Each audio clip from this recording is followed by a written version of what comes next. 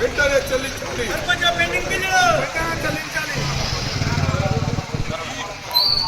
ఈరోజు తెలంగాణ వ్యాప్తంగా ఉన్న సర్పంచుల బిల్లులు ఏవైతే 1200 కోట్లు ఉన్నాయో వాటిని వెంటనే చెల్లించాలి అని ప్రభుత్వాన్ని డిమాండ్ చేస్తున్నాం. మరి ఈరోజు ఈ ప్రభుత్వం వచ్చి 8 నెలలు అవుతుంది, కానీ సర్పంచుల పైన కనీస కనికరం చూపిస్తలేదు. మరి ఇదే ముఖ్యమంత్రి రేవంత్ రెడ్డి గారు ఎన్నికల కంటే ముందు ఏం మాట్లాడారు ఒక్కసారి చూడండి.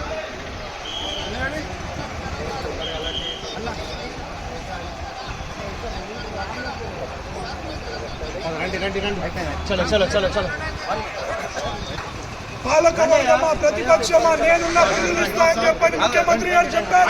మరి ఈరోజు గ్రామాల్లో మేము కట్టిన గ్రామ పంచాయతీలు, అంగన్వాడీ భవనాలు, అదేవిధంగా పల్లె ప్రగతి భవనాలు ఈరోజు ఏ విధంగా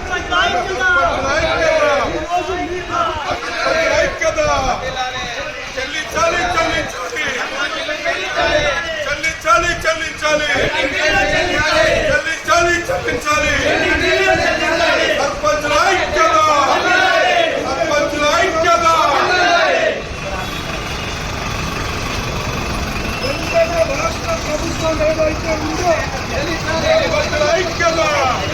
సర్పంచుల ఐక్యత